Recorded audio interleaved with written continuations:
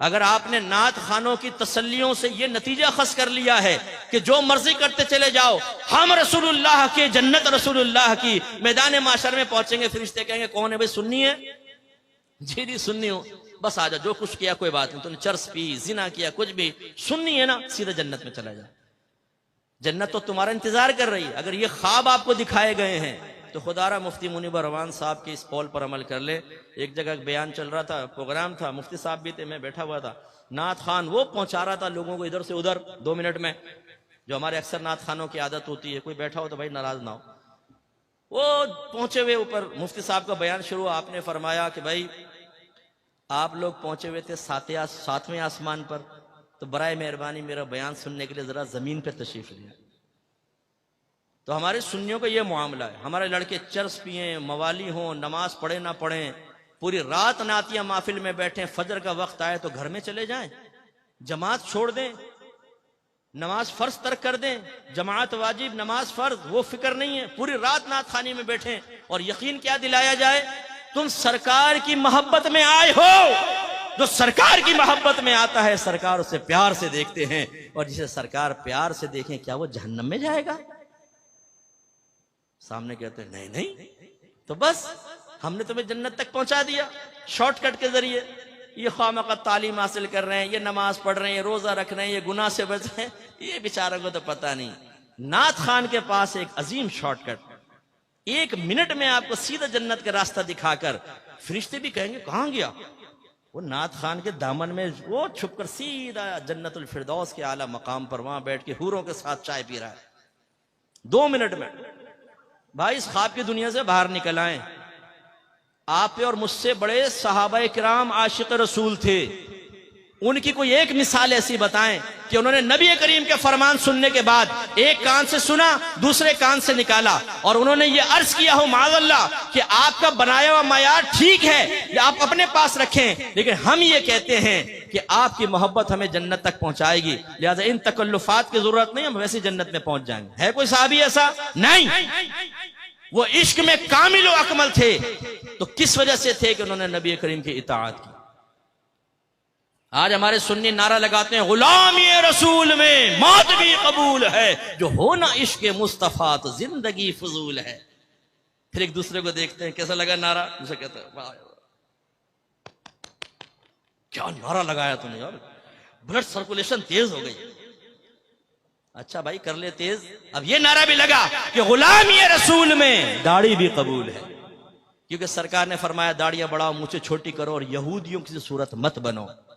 ये नारा लगा गुलामी रसूल में बाकायदा इल्म दीन सीखना भी कबूल है, कि आपके नबी ने फरमाया तलबुल इल्मी फरीदतुन अला कुल्ली मुस्लिम, इल्म का हासिल करना हर आकिल बालिग मुसलमान मर्द और औरत पर फर्ज है। अपने घर वालों को नेकी का हुक्म दें, बुराई से रोकें, क्योंकि अल्लाह ने फरमाया वअमुर अहलका बिस्सलाति वस्तबिर अलैहा ला नसअलुका रिज़्क़न नहनु नरज़ुकुक। अपने घर वालों को नमाज का हुक्म दे और खुद भी उस पर साबित कदम रहे। हम तुमसे रिज्क का सवाल नहीं करते, रिज्क तो हम तुम्हें अता फरमाएंगे। या अय्युहल्लज़ीना आमनू क़ू अनफुसकुम व अहलिकुम नारा वक़ूदुहा अन्नासु वल हिजारा, वो मैंने आयत पहले भी आपको सुना। तो करे अपने घर वालों की इस्लाह।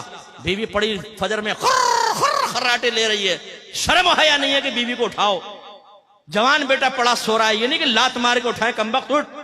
हाँ, अगर गवर्नमेंट ऑफ पाकिस्तान ये ऐलान कर दे जो फजर की नमाज बाजमात अदा करेगा उसको 5000 रुपए मिलेंगे, यही अब्बा होगा, यही थका हारा बेटा, यही जुल्फों की असीर बनाने वाली लैला। फिर इस मजनून को, इस अब्बा को देखें आप, लात मार के ना उठाए बेटे को, कमबख्त उठ, 5000 का मामला है, 5 तेरे 5 मेरे 5 छोटे बेटे के 15,000 रुपए रोज एक नमाज के, फिर 5 नमाज, फिर महीने की कैलकुलेशन करके अब्बा कह लो अपने तो वारे न्यारे हो गए। तो आपकी बात नहीं कर रहा हूं, ये दुनियादार किस्म के लोगों की बात कर रहा हूं। लेकिन सोचिए कि हम क्या कर रहे हैं। इसी तरह ये नारा लगाएं कि गुलामी रसूल में हर गुनाह छोड़ना भी कबूल है, क्योंकि मेरी वालिदा सैयदा आयशा सिद्दीक़ा रज़ी अल्लाह तआला अन्हा कहती हैं कि नबी करीम सल्लल्लाहु अलैहि वसल्लम अपने जात की खातिर कभी किसी से इंतकाम नहीं लेते थे, लेकिन जब कोई अगर अल्लाह की नाफरमानी करता तो सरकार उससे इंतकाम लेते थे। इंतकाम का मतलब उस पर सजा जारी करते थे। इजहार नाराजगी फरमाते थे।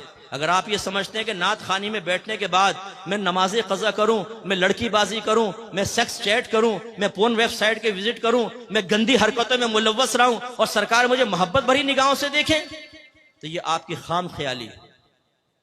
नाफरमानी और मोहब्बत रसूल जमा हो सकती है, इसका इनकार नहीं है। शेख अब्दुल मुहद्दिस देहलवी रहमतुल्लाह अलैह फरमाते हैं कि नाफरमान अपने दिल में मोहब्बत रसूल रखे ये मुमकिन है, लेकिन फरमाया वो मोहब्बत रसूल में नाकिस है। इसलिए कि मोहब्बत रसूल का तकाजा ये है, महबूब का तकाजा ये है कि महबूब के कहे पर चले। लोग तो अपने महबूब के लिए उस्तादों को छोड़ देते हैं, लोग तो अपने महबूब के लिए एकेडमियों को छोड़ देते हैं, लोग तो अपने महबूब के लिए उस्तादों से बदतमीजी के लिए तैयार हो जाते हैं। ये मोहब्बत का तकाजा है, ऐसा होना चाहिए मोहब्बत, कामिल मोहब्बत, पक्की मोहब्बत। औरत की मोहब्बत में इंसान सब कुछ कुर्बान कर दे, ये है कामिल मोहब्बत। बस मैं कहता हूं कि इसकी मिसल नहीं कह रहा हूं, ऐसी मोहब्बत हमारी होनी चाहिए कि नबी करीम की मोहब्बत में बाप नाराज हो, मां नाराज हो, दोस्त नाराज हो जाए, कोई भी नाराज हो, जब मेरे नबी ने फरमा दिया तो मैं नबी का कहना मानूंगा, सबकी नाराजगी मोल लूंगा। यह है मोहब्बत। यहां तो नफ्स शैतान ही इतना गालिब है, अल्लाह नाराज हो, रसूल नाराज हो, नफ्स शैतान नाराज ना हो, यह रविश सही नहीं है। तो इसलिए मैं आप सबसे गुजारिश करता हूं, आइए, अल हक स्कॉलर्स एकेडमी आपको दावत देती है, यहां पर आकर कुरान सुने, दीन सीखें, अकायद की इस्लाह करें, तज़किया नफ्स करें, किताब और हिकमत सीखें, आप खुद भी सीखें, उम्र के किसी भी हिस्से में हो। मैं अपने बुजुर्गों से अर्ज करता हूं, आईने में अपने सफेद बालों को देखकर यह सोचना कि अब तो उम्र गुजर गई, छोड़ दो, नहीं।